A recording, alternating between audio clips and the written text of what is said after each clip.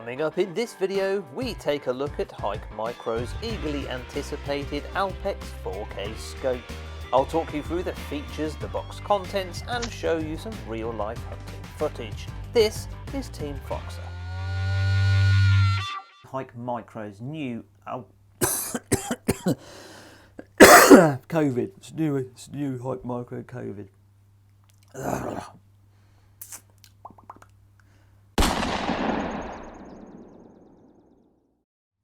Well, hey guys, and thank you very much for tuning in. This, of course, is HIKMICRO's new Alpex 4K scope.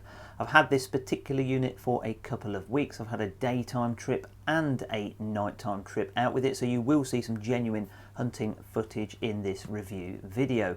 We will take a closer look at the scope in question, the anatomy and makeup and practicality of the scope. We'll have a look at the supplied accessories in the box as well.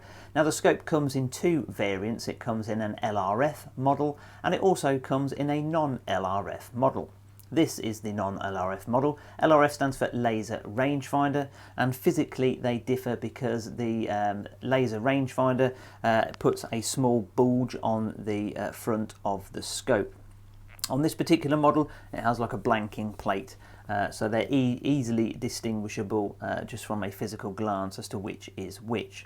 The types of shooting that I personally do and tend to use my air rifle or day-night scopes for, it's either rats or squirrels, so I typically don't need to know holdover or under for distances, etc. I'm fairly familiar with the perms and the distances.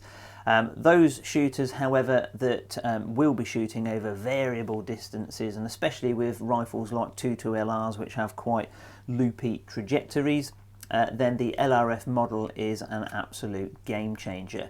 It has the LRF, which is accurate to within 1 metre, 1000 metre laser rangefinder, and then on board a very clever ballistic calculator which again works out the drop for your bullet. So for this review video we're going to be looking at the non-LRF version. Without further ado, let's have a look in the box and see what comes with your new Alpex 4K.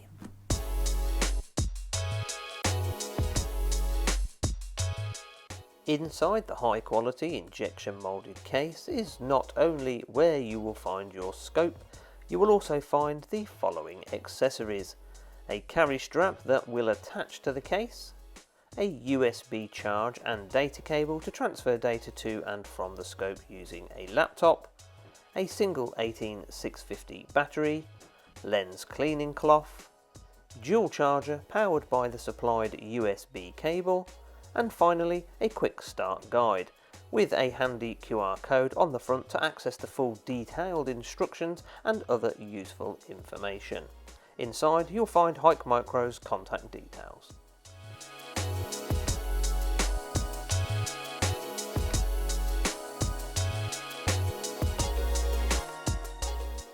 The scope is supplied with a soft removable eye cup, and that helps reduce light spill from the eyepiece at night and will protect the eye on high recoil rifles.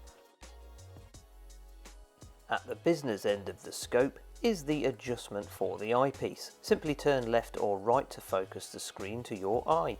The USB-C port has now moved to a more convenient place on the side of the eyepiece.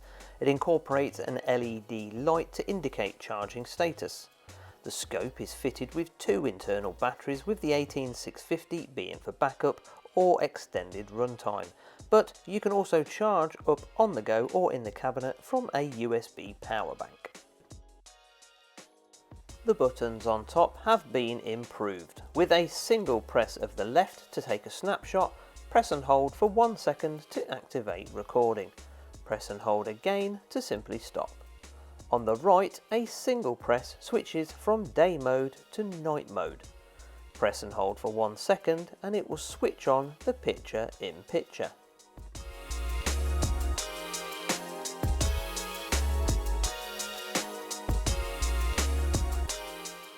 The front button is not only the power button, a single sharp press will put the unit into and take it out of standby. This is super fast, which is great for being ready quickly, and it also houses a convenient dull LED, so when night shooting you can see the scope is on.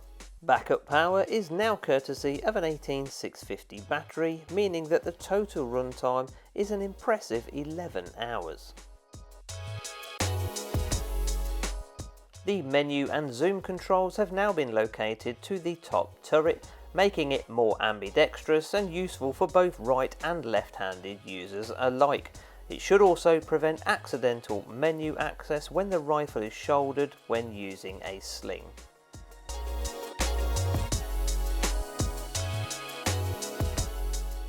The zoom has now been increased to 28 times, and because of the pixel density, the image is still lovely and crisp.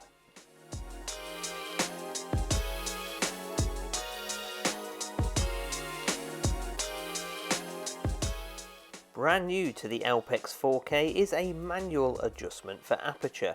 This is what's going on inside when that happens, but basically you can control how much light goes in the lens to improve the quality of the picture.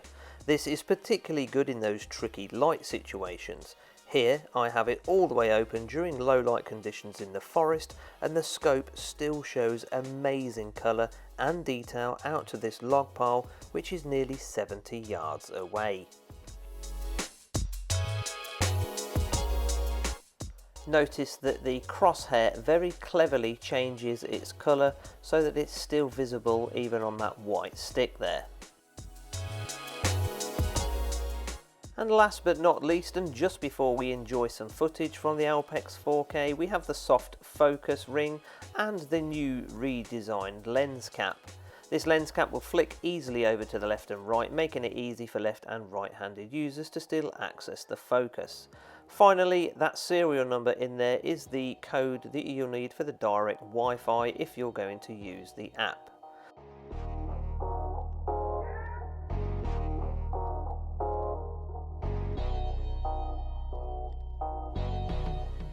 So that bird box and high seat there is 50 yards away from my location. This tree here is around 70 yards and it still looks super crisp. These trees at the back here are now approaching 100 yards, so again still fantastic detail.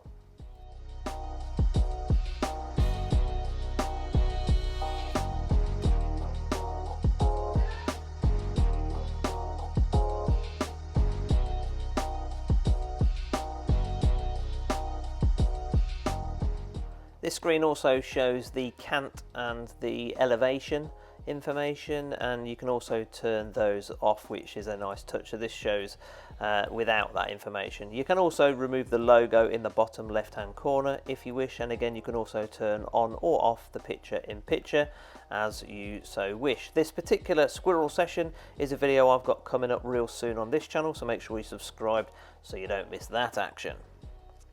Out on a session with the rats now. This will be a separate video coming up, but what it is good for is close range work as well as the distance stuff, which we'll see in just a second. This rat here was only 9 yards away and it focused on that really well. Going right to the other end of the spectrum, and this was actually using the LRF model. I've got some hares in the field here. I couldn't unfortunately find a fox this evening, but hares are actually a smaller target, a little bit bigger than a rabbit, and this is showing them at around 150 yards. You can even pick the eye shine one on a dike at the back there, and believe it or not, that hare is over 360 yards away.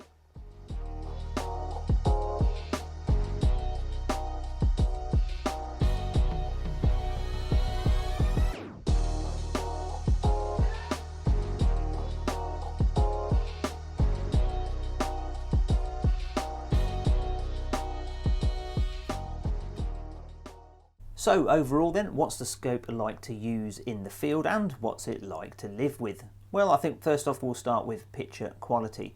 The image quality, I think having a 4K sensor from the offset means that practically you've got much more detail when you zoom in. I'm a big fan of using the picture in picture to actually take the shot, but some people aren't, and the good thing is you can turn that on or off as you see fit. But certainly when you zoom in, and you can zoom in up to 28 times on this unit, you still retain great image quality. The other thing that the clever boffins at HIKMICRO have been able to extract from this unit, much like the previous generation scope, is this ability to suck in light and give you a a phenomenal image at night time. I was genuinely bowled over by just how good the image was. So when my eyes were failing and the camcorder was failing in light down in the Forest of Dean a few weeks ago, this scope, although I was using the LRF version, but it's exactly the same, this scope's ability to be able to retain that light and give a phenomenal image was something to behold. Now, from a practical point of view, this scope having a 30mm tube design means it can be mounted via a multitude of bracket and mount options. There's plenty of room for fitting accessories around the remainder of the scope, such as my IR bracket mounted towards the front scope ring here. I'm a big fan of the newer style lens cap. It's a small but practical feature. This one folds against the tube of the scope, and it can be moved, so if you're left or right-handed you can still access the focus ring. It also houses information in the centre of the cap, namely the serial number, which is the password you will need to connect it Wi-Fi, direct Wi-Fi to your phone if you're using the app. And speaking of the focus ring is so much easier to use, so no longer will you require the additional aid of a breakaway coaster or anything of that nature, because it was quite stiff on the first generation, but this much smoother, and it's very easy to use gloved or ungloved. The manual aperture adjustment is a unique stroke of genius. This, for somebody like me who's a bit finicky when it comes to colour and picture, etc., enables the user to be able to fine-tune that ultra sharp image so you can get the very best in every light situation, namely in low light situations, but also if you're using a powerful IR torch on top, so you don't get too much whiteout. You can change the aperture and adjust that image to your liking. Moving the menu system from the side to the top has two practical implications. The first of which, and it's not something I suffered with myself, but there were users that reported the menu system accidentally being pressed while it was on the back from that side button and scrolling through menu settings. Personally, I always put it in standby mode and it was never an issue. But for me, it has another practical application, which is that when you zero the rifle and you go into your one-shot zero system, you freeze frame the image. Now, pushing down on a button means the rifle doesn't move, because I do always zero off the bipod. No other additional force required. When the button was on the side, I would often accidentally move the scope a little bit to the side, and it required an equal amount of pressure from the left-hand side to keep it dead steady. Now, with that menu system being on the top along with the zoom, it's just more practical all round. Having the 18650 batteries as a backup is also more practical, because it uses the same battery as my IR torch, and I always typically carry spare 18650 batteries, and they're readily available. Hunters have been using them in lamps and torches now for a number of years, so we should all have a good supply of these. So if the internal two batteries do run low on juice, you can simply pop one of these in and you're good to go. Failing that, you can even charge up on the go using a wireless power bank like this one here, because the USB port of course has been moved, so it's easily accessible, and again it's another great way of charging up on the go. All in though, with that and the internal batteries, you're going to get 11 hours worth of use, so that's more than enough for a day and night's shooting. On top of the scope, the new button layout, again I'm a big fan of this. You've got this little rib that sits in between the two buttons at the back here, so again in the night time it makes them easily distinguishable, and again the power button has a very dull LED light, so you can easily find that again at night time. The removable eye cup is nice and soft, and the fact that you can take it off very easily again is a great feature. This has two practical uses. You can use it on higher caliber rifles. These are rated up to pretty much the highest caliber rifles that were allowed here in the UK.